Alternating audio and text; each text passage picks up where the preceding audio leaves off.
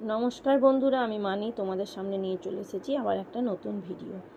আমি সেদিন চলে গেছিলাম পার্লারে। কেন গেছিলাম পার্লারে? কেননা যাব বোনের মেয়ের জন্মদিনে ব্যান্ডেল। তার জন্য প্রথমে গেলাম পার্লারে প্লাক করতে। তা পার্লারের দিদিটা বলল যে না, মুখটা খুব ট্যান পড়েছে, তাই একটা ছোট করে ট্যান ক্লিয়ার করে নিলাম মুখে।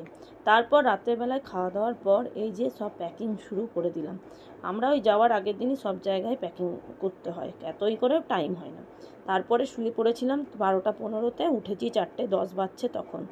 ইচ্ছেকে নিয়ে চিন্তা ছিল, কিন্তু ইচ্ছেও কিন্তু উঠে গেছিলো তাড়াতাড়ি। সকালবেলায় উঠে অনুপমী শুধু স্নান টান সেরেছিল, আমরা ব্রাশ টাশ করে মুখ টুক ধুয়ে পরিষ্কার পরিচ্ছন্ন হয়ে আমরা কিন্তু আর স্নান করিনি। আমরা তখন চলে গেছিলাম, মানে টোটো চলে এসেছিলো তাড়াতাড়িতে বলে আমরা রেডি হয়ে তখন টোটোর জন্য টোটোতে চেপে পড়েছিলাম। আর এই দেখো দুটো টোটো, কারণ আমরাও যাব, দিদিরাও যাবে। এখানে দিদির জন্য আমরা এখানে কালীতলার কাছে এসে একটু ওয়েট করছিলাম যে দিদি আসবে বলে, দিদি টোটোতে চাপবে বলে। তারপরে চলে এসেছি আমরা রামপুরহাট স্টেশন। সকালবেলার বেশ সুন্দর ওয়েদারটা, খুব ভালো লাগছিল, ঠান্ডা ঠান্ডা ওয়েদার। তখন কিন্তু প্রচণ্ড রোদ গরম ছিল। তার 2-3 দিন পর তো বৃষ্টি হলো, কিন্তু সকালবেলায় এতটাই ভালো লাগছিল। আসলে বাড়ি এসে তো অত ভোরে ওঠা হয় না, তাই সকালের ওয়েদার মানে অবস্থাটা দেখতে পেয়ে খুব ভালোই লাগলো। তো দেখো এখানে আমরা সবাই বিশ্বভারতীতে চেপে গেছি, বিশ্বভারতী ফার্স্ট প্যাসেঞ্জারে। ট্রেনটা যায়ও খুব ভালো।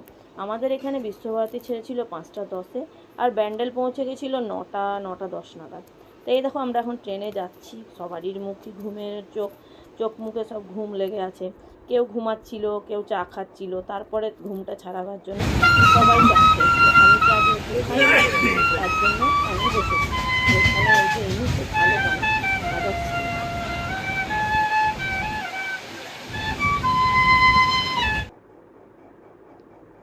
তারপরে দেখো এখানে অনুপম বসে বসে ফোনে রিলস বানাচ্ছিল। আমিও কি করব, ওই নিয়ে সবাই মিলে টাইম পাস করছিল। 2-3 ঘন্টার জার্নি, আর শনিবার ছিল বলে আমরা ঝালমুড়ি খাইনি, কিন্তু খেয়েছিল শুধু ইচ্ছে। তাই ইচ্ছের জন্য একটা ঝালমুড়ি কেনা হয়েছিল। সেখানে ঝালমুড়ি লঙ্কা ছাড়া। ট্রেনটা ভিড় খুব একটা ছিল না, জার্নিটা বেশ মোটামুটি ভালোই হয়েছিল, রোদটাও খুব একটা ওঠেনি।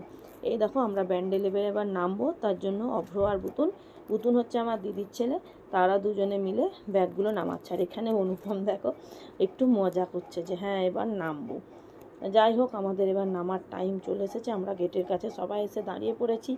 সব ছেলেগুলো বাইরে দাঁড়িয়ে আছে, আমরা ওদিকেই বলছি যে বেশি কাছে গেটের কাছে যাবি না। এবার আমরা যেহেতু নামবো, বোনের বাড়ি চলে এসেছি। বোন অনেকবারই ফোন করছিল কত দূর বলে।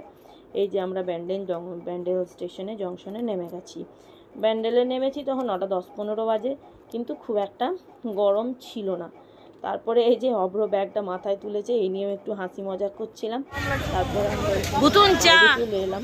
বাইরে এসে সবাই চা করতে লেগেছে। তাই যাই হোক, এই যে মামা স্পেশাল চা, এখানে একটা স্পেশাল চা খেতে লাগলো। যারা চা খায় তারা চা খেয়েছে, আমি কিন্তু চা খাই না বলে খাইনি। অনেক দিন রিক্সায় চাপা হয়নি, অটো টোটো অনেক কিছুই ছিল, কিন্তু আমরা সবাই বললাম চলো রিক্সাতে, অনেক দিন চাপিনি, তাই রিক্সার মজাটাই একটু নিই। ভাড়াটা বেশি হলেও কিন্তু আমাদের রিক্সাটা যেহেতু ব্যান্ডেলে পেয়েছি, আমাদের রামফোর্টে এখন রিক্সা সেরকম পাওয়াই যায় না, আর ব্যান্ডেলে এখনও রিক্সার এটা আছে। তার জন্য আমরা এখানে রিক্সায় চেপে রিলস বানাতে লেগেছিলাম। আর দিদিও তাই মধ্যে বসে হাসছিল। আমি দিদি ঝম একটাতে চেপেছিলাম, অনুপম আর ছোটদা একটাতে চেপেছিল, আর ওরা দুই ভাই ইচ্ছেকে নিয়ে একটাতে চেপেছিল। এই যে সামনে অনুপম আর ছোটদার এটা চলছে। ছোটদা মানে আমার জামাইবাবু, আমার ছোটদির বর। এখানে এই মিষ্টির দোকানটাতে রিক্সাওয়ালাটাই নিয়ে এলো, কারণ আমরা তো জানি না কোথায় মিষ্টি ভালো। রিক্সাওয়ালাটাই বললো যে এখানকার মিষ্টিটা খুব ভালো হয়। তা দেখো আমরা চলে এসেছি। আমাদের স্টেশন থেকে আমার বোনের বাড়ি রিক্সায় আসতে 20-25 মিনিট লাগলো। তা আমরা এখানে চলে এসেছি। বোনের বর যেই দেখছে ভিডিও করছে, তাই একটু চশমাটা পরে নিল। আমরা এখানে এখন বোনের বাড়ি ঢুকে পড়েছি। 9টা 9:30 10টা নাগাদ ঢুকে পড়েছি। এইখানে আমরা সব একে একে ব্যাগপত্র নিয়ে ঢুকছি। আর এইটা হচ্ছে বোনদের বাড়ির ঠাকুর। বোনের শাশুড়ি মা এখানে বসে ঠাকুর পুজো করছিলেন, তাই প্রথমে ঠাকুরের ছবিটাই তুলে নিলাম। ওদের গোপাল আছে, গুরুদেব আছে, শিব আছে, তাই খুব অনেকক্ষণ ধরেই পুজোটা করতে হয়, আর খুব ভালো পুজো করেন। তার জন্য আমরা প্রথমে আমি তুলে নিলাম। তারপর আবার বাইরে এলাম একবার ভাড়া দিতে, তাই রিক্সাগুলোর ভাড়াটা সব দিয়ে দিলাম। ব্যাগ ট্যাগ রেখে আসার পর এইটা দিয়ে আবার ভেতরে ঢুকে গেলাম। ভেতরে আমার বোন তখন বানাতে লেগেছিল, রান্নাঘরেই ছিল, আর সে তখন আমাদেরকে বলছিল যা যা ভেতরে ব্যাগগুলো রাখ এইসব বলছিল। আর এইখানের মেন আকর্ষণ আমাদের ছিল পিনুরি। পিনুরিকে দেখার জন্যই আমাদের ভেতরটা ছটফট করছিল। এই যে আমার পিনু, এইখানটাতে, এই জন্যই আমাদের আরও যাওয়া, একে দেখবো বলে। এখানে আমার বোন শরবত বানিয়ে ফেলেছে, এখানে সবারই গ্লাসগুলোকে সাজিয়ে নিয়েছে। এবার শরবত দেওয়ার পালা। এই যে বুতুন সবাইকে শরবত দিতে লেগেছে। সব কিছুতেই একটা বেশ আনন্দ, মজা, হাসি ঠাট্টা সব কিছুই হচ্ছিল। যাই হোক, এখানেও এই যে আমার বোনের শাশুড়ি মা পুজো করছিল ঘণ্টা বাজিয়ে, পুজোটা তাই একটু দেখতে চলে এলাম। গোপাল আছে বলে গোপালকে ভোগ দিতে হয়। এই যে এনারা দুপুরে খাওয়া দাওয়ার পর শুরু করে দিয়েছিল মেহেন্দি পরতে। বোনের জন্মদিন না বোনের বিয়ে বুঝতেই পারছিলাম না। তা যাই হোক, ওরা এখানে সবাই মিলে এখানে মেহেন্দি পরছে, আর অভ্র আর বুতুন ওদিকে ততই জ্বালাচ্ছে।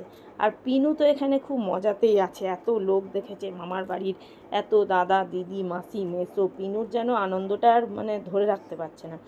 এখানে দিদি ঝম গিয়ে একটু শুয়ে পড়েছে। আর এখানে দেখো এরা আবার নাচে, সঙ্গীতে হবে সন্ধেবেলায়, কি নাচবে প্র্যাকটিস করছে, তার সঙ্গে এই ভাইগুলোও কেমন ওদের পেছনে কেমন ওদিকে জ্বালাচ্ছে। দেখো ভাইগুলো অনেক বড় বড়, কিন্তু এই বোন দুটোকে খুব জ্বালায়। ওরা যেমন স্টেপ করছে ওদের নকল করে পেছন দিকে সেই রকম স্টেপ করছে। দেখা হবে পরের ব্লকে, দেখার জন্য চ্যানেলটা সাবস্ক্রাইব করতে হবে।